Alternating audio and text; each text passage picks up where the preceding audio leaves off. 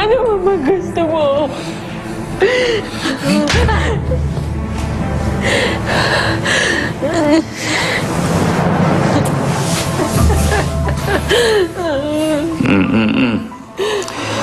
Hindi kita papatayin, Rachel. Nagsasawa lang ako doon sa mga problemang ibinibigay mo. Pero hindi sa'yo. Hindi sa'yo. Akin ka pa. Hindi ka makakawala sa akin. Hanggat hindi ako nagsasawa sa panga mo.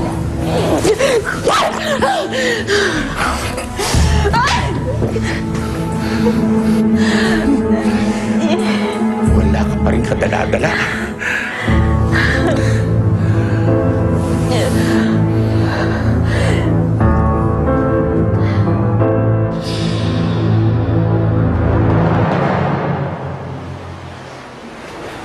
Saan ka pupunta, anak? Akala ko ba, nagpasya ka na dito na tayo titira sa Maynila. Oo nga, Apo.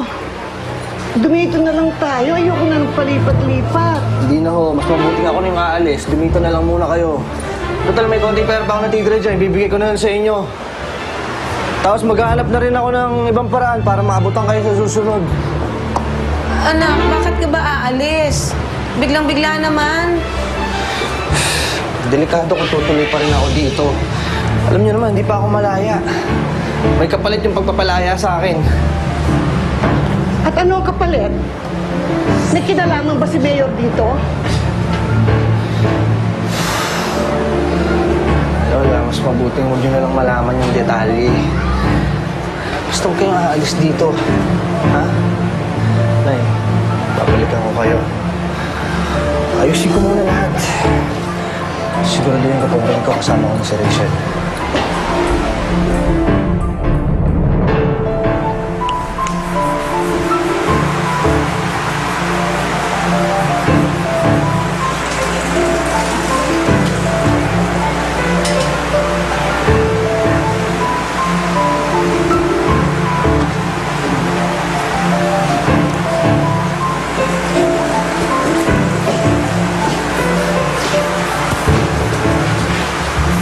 Nauubos na ang pasensya ko sa pagpapakipot mo, Rachel.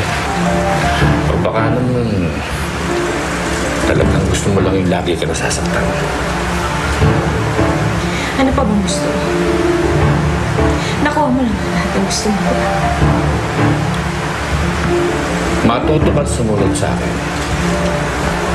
Darating din yung panahon na ikaw mismo ang maghahain ng sarili mo sa akin.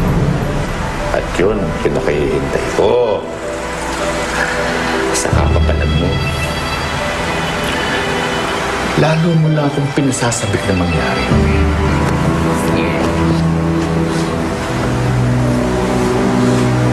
Kahit kailan hindi ko ihahain sa Diyos isang baboy na katulad mo.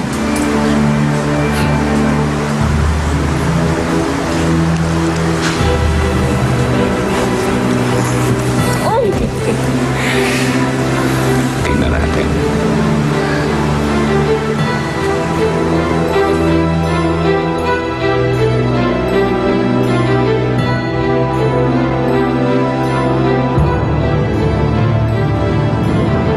Hi, Pogi. Baka gusto mo na kasama. Ayoko nang kasama. Ikaw? Kung gusto mo makabawi, ako muna i-table mo.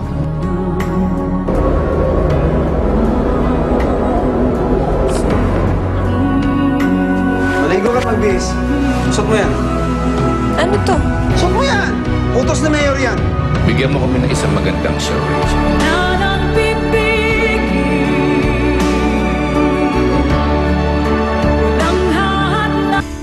You've just witnessed the heartbreaks and challenges in